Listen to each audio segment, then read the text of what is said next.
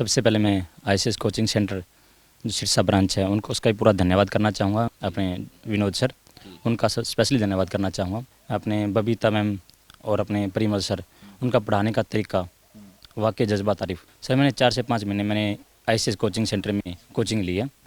उसके बाद जब ये सीट का एग्ज़ाम्स हुआ उसके वो क्लियर हो गए और आज आपके सामने। सर पहले तो मुमकिन नहीं था, लेकिन जब से बीजेपी सरकार आई है हम कह सकते हैं बिना खर्चे बिना पर्ची के भर्ती हुई, मतलब फेयर सिलेक्शंस हुए हैं, हम ये कह सकते हैं। पैसा भी नहीं लगा, सिर्फ फार्म के पैसे लगे हैं और आने जाने का, वो भी आने जाने का किराया भी सरकार ने माफ़ी। आप भी आईसीएस कोचिंग सेंटर में आओ, क्योंकि ये एक तरह की गारंटी देते हैं, फुल ऑफ गारंटी। हरियाणा सरकार और बीजेपी पार्टी का धन्यवाद करता हूँ कि इन्होंने रिश्वतखोरी भ्रष्टाचारी ख़त्म की है, गरीब लोगों को ऊपर उठाने का काम किया है। मैं तहे दिल से बीजेपी पार्टी को और हरियाणा सरकार का आभारी हूँ। नमस्कार, मैं हूं प्रमोद और आप देखना शुरू कर चुके हैं दी-सड़कनामा.com। इस वक्त मैं मौजूद हूं सिरसा के बेगू रोड पर।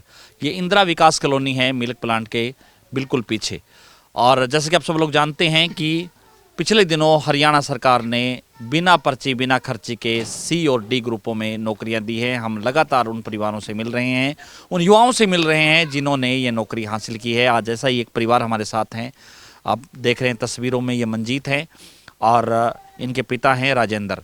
मंजीत ने हाल ही में स्वास्थ्य विभाग में लैब टेक्नीशियन के पद पर नौकरी पाई है और चूँकि इनके परिवार में पहले कोई भी सरकारी नौकरी नहीं है, इनके माता की जो मृत्यु है वो उस समय हो गई थी जब ये मात्र 3 या 4 महीने के थे। उसके बाद इनके पिता ने जो डेरा सच्चा सौदा है वहाँ पे माली का काम करके और 2 भाइयों ने मजदूरी करके इसको पढ़ाया। ये उम्मीद थी कि परिवार में कोई भी सरकारी नौकरी नहीं है तो शायद मंजीत है वो सरकारी नौकरी लग जाए, क्योंकि इसकी इच्छा थी। हमारे साथ इस वक्त मौजूद है। सर पहले तो बहुत बहुत बधाई आपको। Thank you very much sir ji, आपका बहुत बहुत धन्यवाद आपका। और सबसे पहले मैं आईसीएस कोचिंग सेंटर जो सिरसा ब्रांच है उनको उसका भी पूरा धन्यवाद करना चाहूँगा। उनका यहाँ के जो हेड ऑफिस इंचार्ज हैं अपने विनोद सर, उनका स्पेशली धन्यवाद करना चाहूँगा। क्योंकि मैं स्टार्टिंग में जब यहाँ पे डेमो क्लासेस में लेने आया था तो मेरे यार दोस्त के जो फ्रेंड्स थे, हम 4-5 लड़के गए थे डेमो क्लासेस लेने के लिए। तब जाके जब देखा तो यहाँ तो देखा कि फिजिकली कोई टीचर पढ़ा ही नहीं रहा। जब देखा तो ये तो एक तरह की वीडियो चल रही है। तो यार दोस्त थे तो वो कहते यार ये वीडियो चलती है यहाँ पे, तो ये क्या चल रहा है। तो जब ध्यान से जब देखा सुना तो उसमें इंटरेस्ट भी अच्छा बना। अपने बबीता मैम और अपने परिमल सर उनका पढ़ाने का तरीका वाकई जज्बा तारीफ। उनका अलग ही तरीका था पढ़ाने का, किस तरीके से बच्चे को जो ट्रिक्स हैं वो किस तरीके से याद करवानी है, उनको एक तरह वाकई आती है इस तरीके से। तो मैं जिस दिन डेमो क्लास लेने गया उसी दिन ही बस मैंने मान के चलो उसी दिन ही मैंने ज्वाइन कर लिया।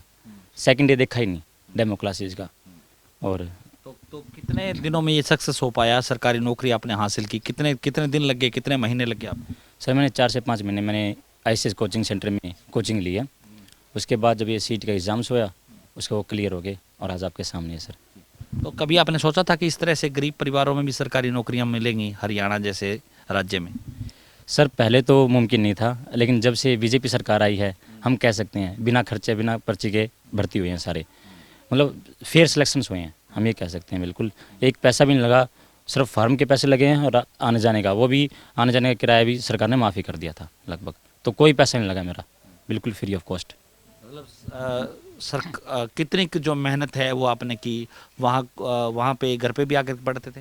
बिल्कुल सर, घर पे आके पढ़ता था सर। मतलब फैमिली बैकग्राउंड किस तरह का है, बाकी लोग क्या करते हैं? फैमिली बैकग्राउंड सर 2 भाई हैं सर, एक सिस्टर है, जिनमें सर 2 भाई मजदूरी करते हैं, फादर साहब भी मजदूरी करते हैं, माली का काम करते हैं। सिस्टर सर अभी अनमैरिड है, बाकी 2 भाई हैं वो भी फ़िलहाल ही में मैरिड हैं। इनके पिता हमारे साथ हैं राजेंद्र। सर क्या कुछ कहना चाहेंगे, जब बेटे का जो है सिलेक्शन हुआ, इसकी नौकरी लगी, तो पहला रिएक्शन क्या था, क्या सोचा आपने? सर नमस्कार। सबसे पहले तो मैं हरियाणा सरकार और बीजेपी पार्टी का धन्यवाद करता हूँ कि इन्होंने रिश्वतखोरी भ्रष्टाचारी ख़त्म की है, गरीब लोगों को ऊपर उठाने का काम किया है। मैं तहे दिल से बीजेपी पार्टी को और हरियाणा सरकार का आभारी हूँ।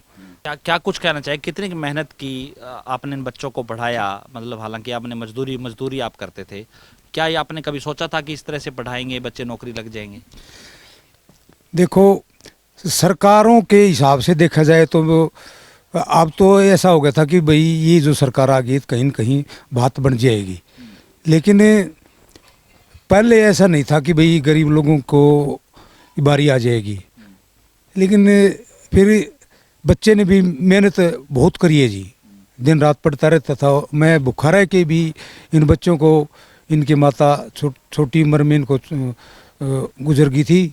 उसके उपरांत मैंने तन मन धन से इन बच्चों को पाला पोसा।